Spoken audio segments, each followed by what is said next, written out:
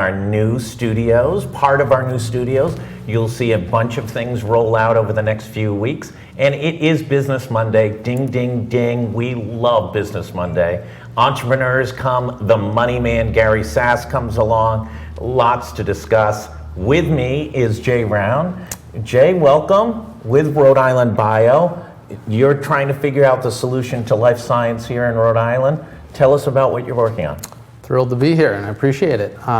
Working with RI Bio, it's the life science trade organization for the state, focused on life sciences broadly speaking. That includes therapeutics, medical devices, but also food innovation, aquaculture, and anything that really represents the intersection between biology and commerce.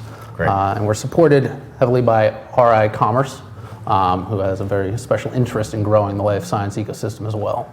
And are they a friendly partner, or are they one of those, cracking the whip? Let's go. Let's get these initiatives out the door. Well, I believe that they've got a special interest in seeing the neurology community developed here. And when I say community, I mean the variety of technologies and experts. I think they're a patient group to work with. They're certainly the biggest ones in town. I mean, the state government doesn't get much better in Rhode Island, so we're happy to support them as they try to trot out some of these technologies that can compete with Cambridge, as well as furthering some of the more grassroots technologies. I don't know if grassroots is the best thing for life sciences, but that's what we're working with here.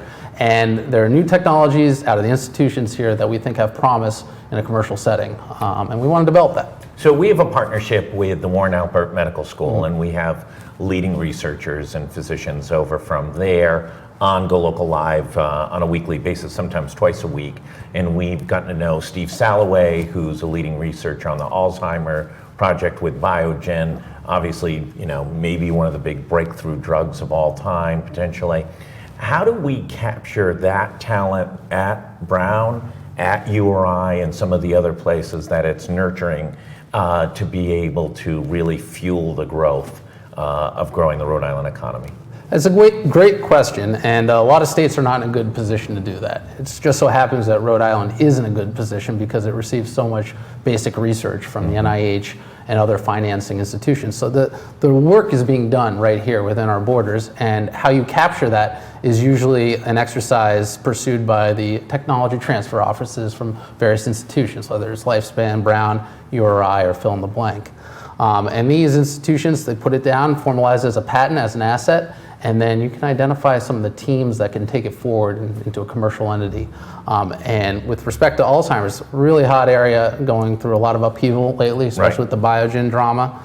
And I believe that Alzheimer's aside, neurology is an incredibly huge opportunity. We're talking about dementia, anxiety, depression, all the ones that aren't the huge gorilla in the room that is Alzheimer's.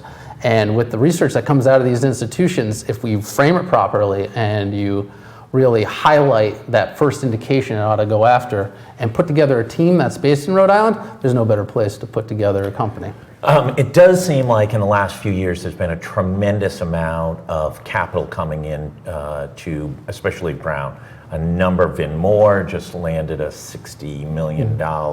Steve Salloway's project had raised, I think, $100 million. Just a tremendous amount of money coming in to fund research. That's got to create some additional energy and create some new opportunities. Yes, no question about the research is being done. This money's coming in with an interest of not turning a profit, not generating revenue, but furthering our understanding of biology. And what we need is to link that to commercial entities. Commercial entities, all they are is a piece of paper filed properly. And if we hit something that's really exciting, a lot of times it might get sucked up into the Cambridge orbit. But if we go after things that are Rhode Island centric, Rhode Island has assets that can develop this technology that nobody else has, whether it's aquaculture because of our shoreline, or whether it's in neurology because of the institutions that are investing into those programs, we can keep it here in the state, and that becomes jobs, that becomes revenue for the state as well. Those academic researchers are good at academic research. They're not always great as entrepreneurs. In Boston, you have almost everyone is skilled in both skill set from the time that they're entering Harvard or MIT or Tufts or wherever it might be. How do we nurture that? How do we build that entrepreneurial component to the amount of research we're doing and be able to create the pathways for these folks to be able to take these to commercial applications? Well, I think very rarely does a tenured professor at Harvard, MIT, Brown, URI have the wherewithal to leave that comfortable institution doing what they love to pursue a very risky endeavor. So a lot of the time, despite a reputation for commercialization, there is a necessity for these people that can translate commercially, that have done it time and time again. And those people do reside in Rhode Island. Usually they're commuters. Usually they get on the train and they work up north and they wish they could stay down here. But Rhode Island Bio's kind of got a limited Rolodex of who those folks would be. RI Commerce has the ability to engage them in a serious manner. And by attracting them and introducing them to the technologies that are waiting to be commercialized, we can start to keep a piece of the pie for ourselves. We talked sort of before we started to broadcast about some nurturing companies that may have some opportunity. One that we know, because it's had this highs and lows, is Nabsys on the genome mapping. You mentioned another. Talk a little bit about that. Yes, Neurotech up in Cumberland is a company that's been in Rhode Island since the beginning. It's come through a couple different framings, a couple renditions, but right now they're in phase 3 for MACTEL, which is a ocular disease in which they are developing an encapsulated cell therapy. It would be a rare condition that's being met, and the research was done here.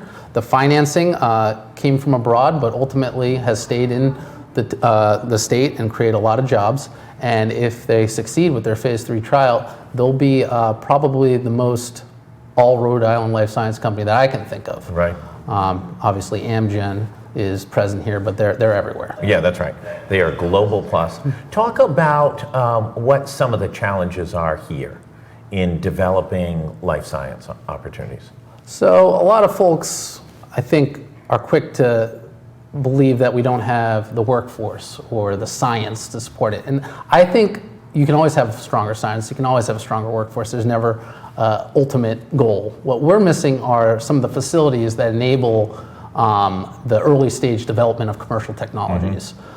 We have a lot of labs that are tied up in the academic institutions, and they're not appropriate for developing a commercial technology. We need our wet labs, minimum wet labs, just a couple hundred square feet per company to kind of work out the details of the technology that they license from Brown, that they license from URI, and sort out some real important proof of concept experiments that they can then take to investors and say, hey, look what we were able to accomplish on an efficient budget.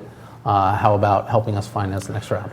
What needs? Is that a capital infusion? Is that a bond issue from the state of Rhode Island to be able to do that? Is that a public-private partnership? What does that look like to be able to make that happen on the commercial side? I think this is an asset that needs to be developed, and we're very lucky in that it's been developed dozens of times before within this region, Massachusetts and Connecticut included.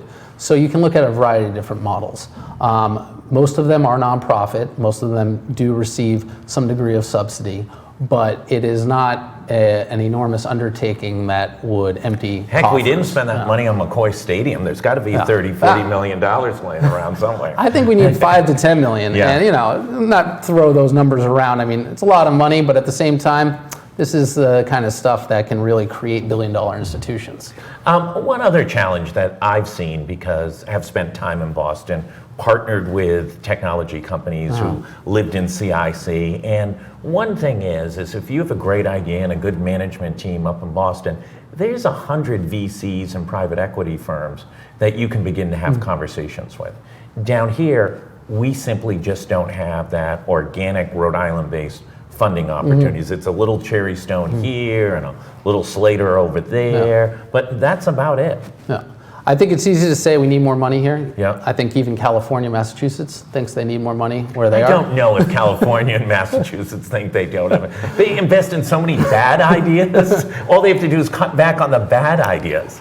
That's what everybody's trying to do. Easier said than done. I think here is, if you have the technologies and the teams, the money is really, it's in the banks at the end of the day. So why do the guys I say that gender neutral, when they fund something in Rhode Island, have a tendency to want to move it out of Rhode Island. And that took place with everybody from John Donahue's efforts out of Brown, at the Brain Science Center, to Teespring, to whatever the cool idea of the moment is. Almost every single one of those big fundings have asked that those companies move elsewhere. I think a lot of companies, a lot of financiers like to have their investments as close as possible to them. And I can't speak as to what the motivations were for individual groups leaving the state, but in general, those that leave here to go to Massachusetts, there's the concept of being able to be struck by lightning elsewhere, and it's being in the mix, in the traffic, that's going to lead you to that next round or that next collaboration that's going to get you public. And this isn't just against Rhode Island. As you saw, I think it was Brookings or Barron's came out with a study that said 80% of job growth in technology in the last 5 years took place in 5 cities in America. So, you know, these hubs are getting bigger and bigger and bigger and deeper, and the rest of the country is trying to figure out a solution. Right, not life science unique. It's pretty much the disequilibrium in current economic conditions. So you talked a little bit about some incubation funding to sort of spawn more commercialization. What else needs to be done? Okay, so the wet lab is priority number one, just because it lets you do the tangible work that is necessary to even start a conversation with a lot of these investors. What we're also trying to do with the state is incredibly bullish about is neurology area and leveraging assets that exist uniquely in Rhode Island. We're talking about the Carney Institute, we're talking about George and Ann Ryan Institute down at URI, and the VA's got a Center for Neurorehabilitation. All of these have within them specific technologies that are only here in Rhode Island. Right. And that's the place to start. But beyond that, you know, life sciences doesn't just begin and end with oncology, neurology. Right. We can do food innovation, alternative proteins. We can leverage Johnson Wales, the expertise, the culinary expertise that they can bring. These are things that don't exist in Cambridge. I mean, I'm not even excited about going out to dinner in Cambridge half the time I was living up there. Rhode Island, that, you know, play to your strengths, and that is one of them. In addition, there's Agritech. URI is a land grant institution, one of the few land grant institutions that still has a lot of land. And they've got the ability to further plant biology. And that's something that Cambridge has expressed an interest in, but because of the urban area, there's not a lot of greenhouses, there's not a lot of open space. No, I think MIT has bought up just about every last inch of it. They're a land grant institution. They got rid of it all. A land grab institution. Well, listen, Jay, I really want to thank you. Stay in touch. Keep us informed as to what RI Bio's doing and what the wins are. I think that's, you know, sometimes we get lulled into the frustration of the lack of success from time to time. And when those little incremental, but very often significant changes take place, we'd love to hear about it here at GoLocal. Love to share them. Great. Jay, thanks so much. Thank you very much. Thanks, everybody. We're going to be back in about 10-15 minutes with Gary Sass, the money man, talking about 3 big things. Education funding, a new proposal to change up the structure of funding, what's going on in the city of Providence and their effort to improve schools now that the state has taken over, and third, State House intrigue. State police are now investigating the Joint Committee on Legislative Services and efforts by Speaker Mattiello and Executive Director Frank Montanaro to force an audit on the convention center. So lots coming up. We'll see you back at about 3:30 or so with Gary Sass. Jay, thanks again for coming in, and we'll see you in a little bit. Thanks so much.